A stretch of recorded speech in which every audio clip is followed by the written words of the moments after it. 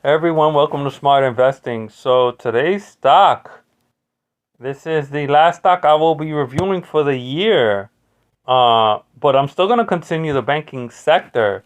So today's stock that I have is JP Morgan Chase. So as we can see here, uh JP Morgan Chase. So apparently I was gonna review TSC next, and then FBC was supposed to be last. Problem is, these two companies have been delisted. They don't exist anymore. I don't know what the situation is. It's probably in the news. You can Google it or whatever. But they've been delisted. They're not there anymore. Probably been bought out or transferred or whatever. But they don't exist anymore. So the only company that I have left uh, out of the five is JP Morgan Chase. So we're going to go over JP Morgan Chase. First things first, with JP Morgan Chase, I actually have them in the top 100 for the top market caps. So as we can see here, JP Morgan Chase, uh, their market cap is at 393.34 billion. 52-week high and low is 101 low, close to 170 high. That is definitely more than a $10 difference. And that is a high range considering a bank stock. Earnings is as close to 12. Dividend is at 4. Volume is pretty high. And dividend yield is at 3. It's pretty decent, I'd say. Could be better, but you know, that's what we have. So if you invested in this stock 5 years ago, 2020 would have been nice, and you would have the high, and probably got out around. Even if you got out the high of 2020 at 126, still would have made out with something. And then if we look here, for the past year, it's gone down again and then gone up. To be honest, this chart is not bad. But what I'm noticing is as soon as they drop, it takes some time to go up again. And as we can see here, it's been really, really slow. And then all of a sudden, a sharp turn up. So from the looks of it, a lot of people like this stock, including institutions and these big money investors, as we can see. So from this jump, we're talking about from 107 all the way to about 135. That's almost a $30 difference. So if you look at how big these lines are, you could pretty much say that's like halfway. If I was to draw another line, you could say it's almost halfway to the highs that they had in 2021, close to it. And that was just in 1 month. So that's kind of crazy. It's a very crazy move. And then as of late, this whole month, it's just been a downtrend. So again, overall, just by the first page, numbers look really good. And we're just going to head now to the analysis page, see the quants. Overall rating was a 3 out of a 5. Quality is the highest rating, 6.29. I disagree with that number because a few things. Over the years, in 2008, JP Morgan actually acquired like two banks during that financial crisis. Or am I thinking 2001? I'm thinking 2001 actually. So they acquired like two banks. And what happened was they gained more market share. Obviously, market cap went up and everything.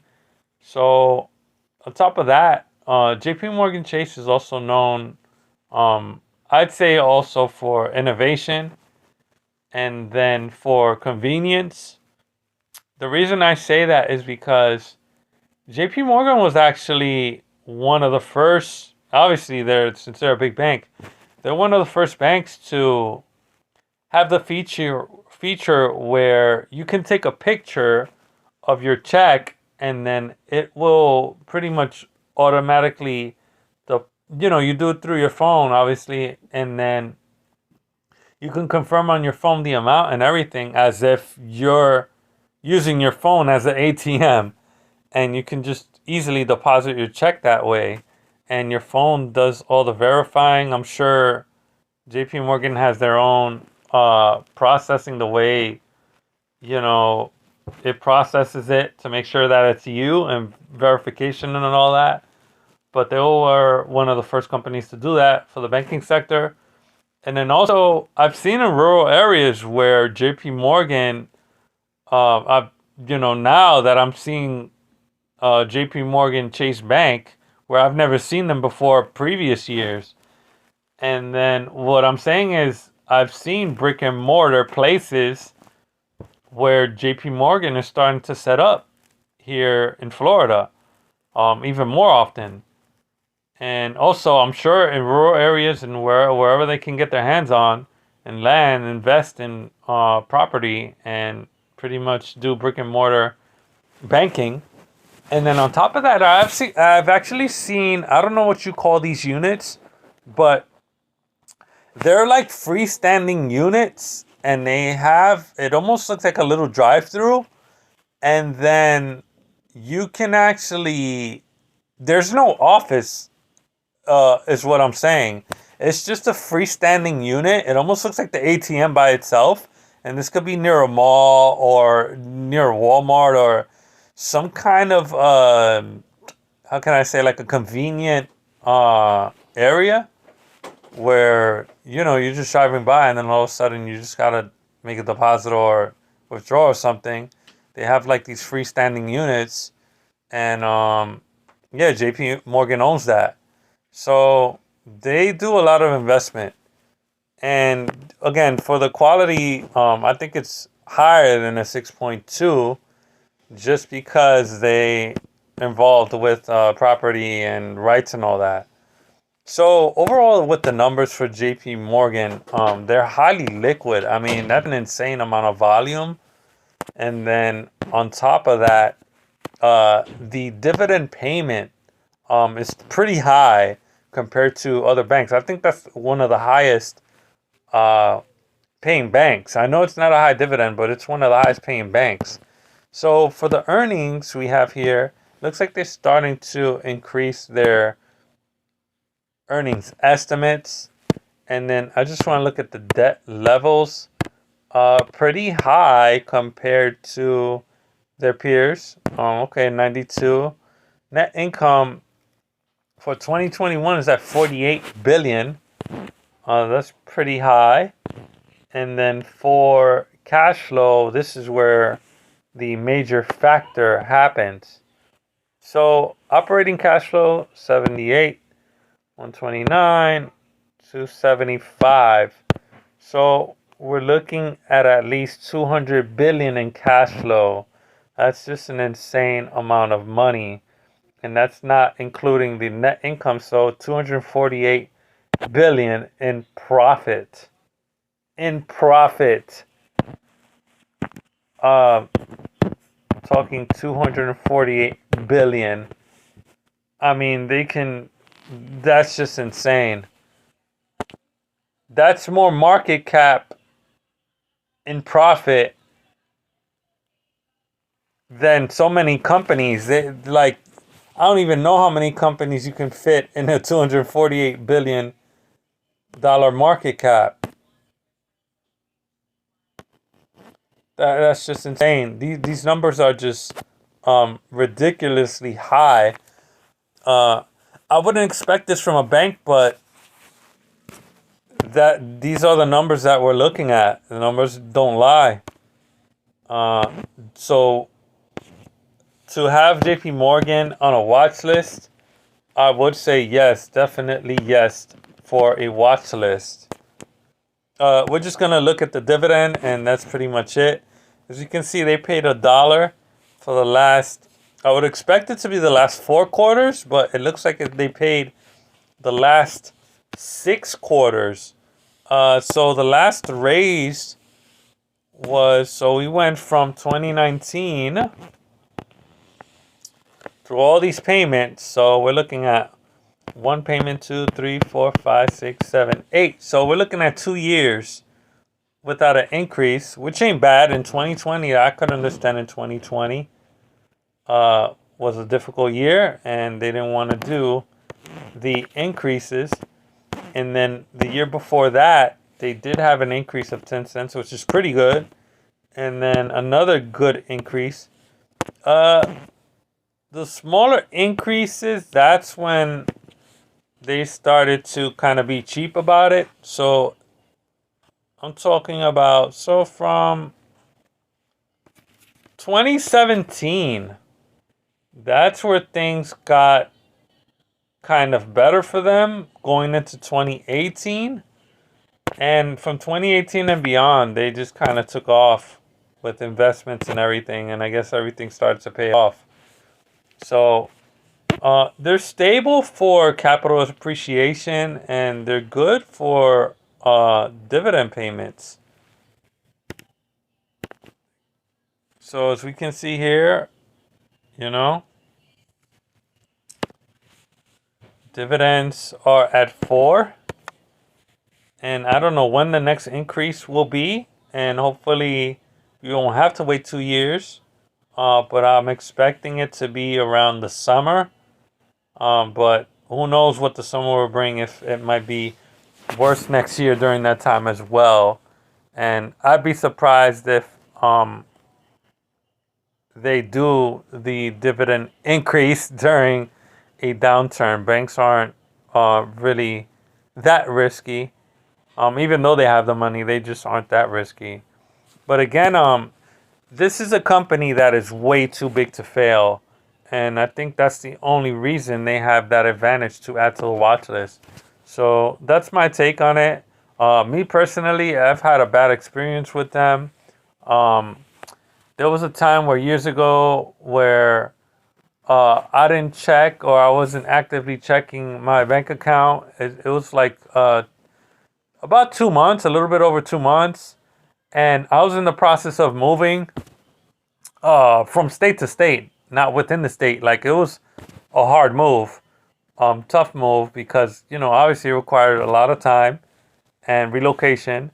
So I didn't check my account for like a little over 2 months. And when I got in Florida, there was no JP Morgan Chase bank near me. And so I had to at least travel an hour away. And when I did that, they said my bank was closed due to inactivity. And then I wondered why. And they said, oh, yeah, because you didn't check your bank accounts recently. That was years ago. I don't care about what is going on now, but that was the policy back then. And obviously, they closed my account and they stood with the money. But good thing I took out money from that bank before I moved, so they didn't stay with much. And then still, I didn't like the fact that I wasn't really notified. I didn't get anything through email, no calls, no nothing. So on their end, they were very inappropriate and very irresponsible. So again, I went on my way on my end to try to reactivate it or something. I didn't care if I had to pay a fee because I knew I had money in there, but they did not want to reinstate my account or anything. And then even when I tried to do business with them, they just wouldn't. I don't know. They just looked at me differently. So I just had a bad experience going through that, and I found them very untrustworthy because of that. But again, to each their own, and things happen. So again, that was just my experience with J.P. Morgan Chase. Everybody has different opinions and experiences, so we all just have to respect that. So I mean, by the numbers, as a company, they seem to be pretty much unstoppable just because they're so involved everywhere in so many states, and investments and licensing and rights and everything. They're just doing a lot. So again, add them to the watch list. They're too big to fail, to be honest. Probably get bailed out again if they do fail. So that's pretty much it. So that's all I have for you. As far as the price, 134, I wouldn't say that's affordable, and I wouldn't say that's too pricey. So I mean, I don't know. It's hard. It's hard to say. Hard to say that that's affordable.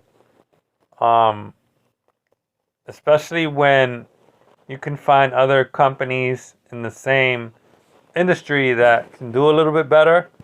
But again, just with the name alone and the market cap, like I said, they're too big to fail. So you can add them to the watch list. So again, I think, in my opinion, I think there's a better company, cheaper, if you're looking for income and capital appreciation. You can do a little bit better with another company, but again, they're not too bad to add to a watch list. Definitely would be nice to add them to the watch list. Again, they're not in my personal portfolio, and that's all I have for you guys today. So enjoy your new year. Happy New Year. I'm going to be doing shorter videos, way more stocks. Hopefully you guys can enjoy my videos more if they're shorter. I'm still going to continue shorts, trying to continue better videos and more ideas. My community tab is active. I'll try to keep it active at least once a month, so you'll be seeing posts in there. I know my cover videos, the cover for my videos and my description and everything, I know this sucks. I'm sorry, I apologize for that. But once you look at my videos, you will gain a lot of knowledge and a lot of information and a lot of learning tools for research. And if not, you can just request in comments or whatever which companies you like to see. Even though eventually I'll get to them, but you'll see them eventually. So again, thank you guys for watching. One of the last videos for the year. I have probably one more video for the special dividends. I'll try to get it in by the weekend. I don't know, maybe not. But most likely this might be the last video for the year. So thank you guys for watching, and I'll see you next year. See you guys in a few days, my upcoming videos. So keep learning, keep growing, keep investing. So thank you guys again for watching.